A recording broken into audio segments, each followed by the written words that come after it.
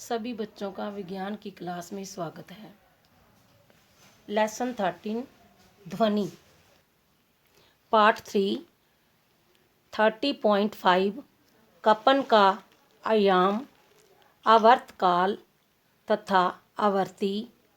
हम यह जानते हैं कि किसी वस्तु का बार बार इधर उधर गति करना कंपन कहलाता है। इस गति को दोलन गति भी कहते हैं। दोलन गति किसे कहते हैं? किसी वस्तु का बार बार इधर उधर की गति करना कंपन कहलाता है। इस गति को दोलन गति भी कहते हैं। ये आपका आंसर बन सकता है। आप पिछली कक्षाओं में दोलन गति तथा इसके आवर्तकाल के विषय में पढ़ चुके हैं। प्रति सेकंड होने वाले दोलनों की संख्या दोलन की आवृत्ति कहलाती है। आवृत्ति हर्ट्ज में मापी जाती है। इसका संकेत Hz है। Hz आवृत्ति एक दोलन प्रति सेकंड के बराबर होती है। कोई वस्तु यदि एक सेकंड में 20 दोलन पूरे करती है तो इसकी आवृत्ति क्या होगी? ध्वनि पैदा करने वाली वस्तु को देखे बिना भी आप इकाई सुपरिचित ध्वनियों को पहचान सकते हैं। यह कैसे संभव हो पाता है कि इसके लिए यह जरूरी है कि ये ध्वनियाँ भिन्न भिन्न प्रकार की होती हों। क्या आपने कभी विचार किया कि कौन सा कारक किन्हें भिन्न बनाते हैं? आवृत्ति तथा आयाम किसी ध्वनि के दो महत्वपूर्ण गुण हैं। क्या हम ध्वनियों में उनके आयामों एवं आवृत्तियों के आधार पर अंतर कर सकते हैं? प्रबलता तथा तारतव क्रियाकलाप 30.11 धातु का एक गिलास और चाय की एक चम्मच लीजिए। चाय को धीमे से गिलास के किनारे पर टकराइए। उत्पन्न ध्वनि को सुनिए। अब गिलास पर चम्मच से जोर से चोट कीजिए तथा पुनः उत्पन्न ध्वनि को सुनिए। क्या गिलास पर जोर से चोट करने पर ध्वनि अधिक प्रबल हो जाती है? अब गिलास के किनारे को स्पर्श करते हुए थर्माकोल की एक छोटी सी गेंद लटकाइए। गिलास में कंपन कराइए। देखिए कि गेंद कितनी दूरी विस्थापित होती है। गेंद का विस्थापन गिलास के कंपन के आयाम की माप है। ध्वनि की प्रबलता इसके आयाम पर निर्भर करती है। जब किसी कंपित वस्तु का आयाम ज़्यादा होता है तो इसके लिए उत्पन्न ध्वनि प्रबल होती है। जब आयाम कम होता है तो उत्पन्न ध्वनि मंद होती है। अब गिलास को पहले धीमे तथा बाद में अधिक बल से चोट कीजिए। अब दोनों की स्थितियों में गिलास के कंपनों का आयामों की तुलना कीजिए। किस स्थिति में आयाम अधिक है? किसी बच्चे की ध्वनि की तुलना एक वयस्क की ध्वनि से कीजिए। क्या इसमें कुछ भिन्नता है? चाहे दोनों ध्वनियाँ समान रूप में प्रबल हों, फिर भी उनमें कुछ भिन्नता है। आइए देखें ये कैसे भिन्न है। आवर्ती ध्वनि की तीक्ष्णता अथवा तारतव को निर्धारित करती है। यदि कंपन की आवृत्ति ज़्यादा है तो हम कहते हैं कि ध्वनि तीक्ष्ण है। यदि कंपन की आवृत्ति कम है तो हम कहते हैं कि ध्वनि का तारतव कम है।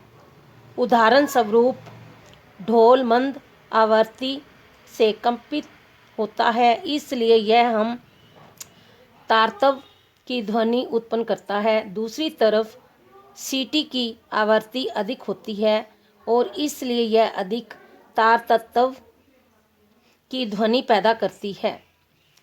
पंछी ऊंच तारतव की ध्वनि उत्पन्न करते हैं, जबकि शेर की दहाड़ का तारतव मंद होता है। तथापि शेर की दहाड़ अत्यधिक प्रबल है, जबकि पक्षी की ध्वनि दुर्बल होती है। बेटे ये देखो चित्र है 30.18। आवर्ती ध्वनि का तारतव निर्धारित करती है। आप हर रोज बच्चों तथा वायस्कों की आवाज़ें सुनते हैं। क्या आप उनकी आवाज़ों में कोई भिन्नता पाते हैं? क्या आप यह कह सकते हैं कि बच्चे की आवाज़ की आवृत्ति वयस्क और आवाज़ की आवृत्ति से ज़्यादा है? समानता एक महिला की आवाज़ किसी पुरुष की अपेक्षा अधिक आवृत्ति की एवं अधिक तीखी होती है। 30.6 आश्रय तथा अआश्रय ध्वनियाँ।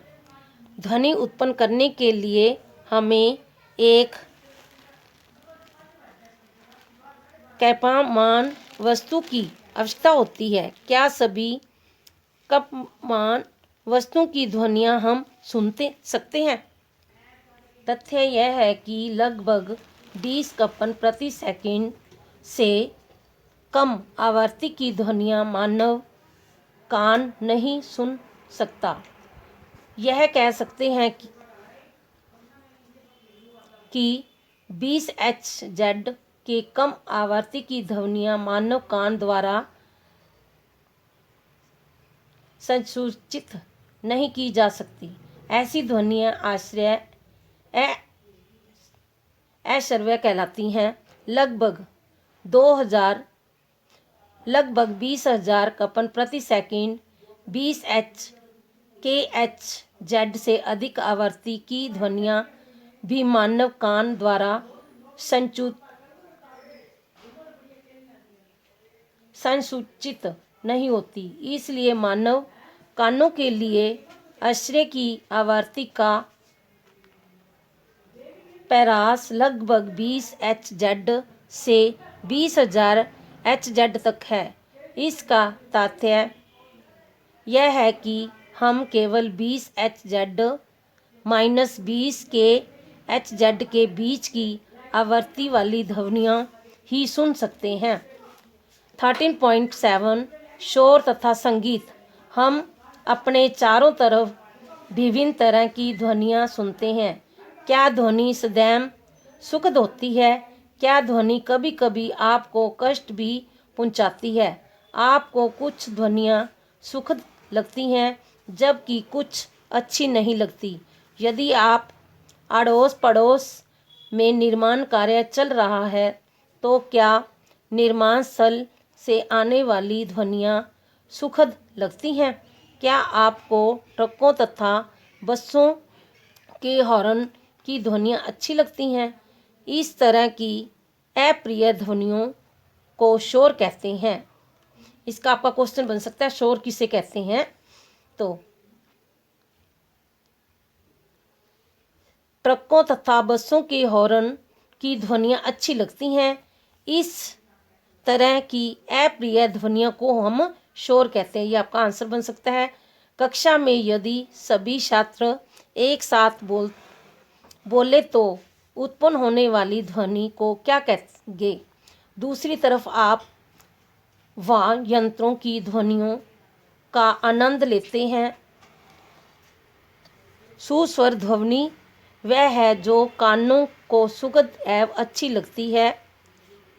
हारमोनियम की ध्वनि सुर-स्वर ध्वनि कहलाती है। सितार के तार द्वारा उत्पन्न ध्वनि भी सुर-स्वर ध्वनि कहलाती है। परंतु यदि संगीत अत्यंत प्रबल हो जाए, तब भी क्या यह संगीत रहेगा?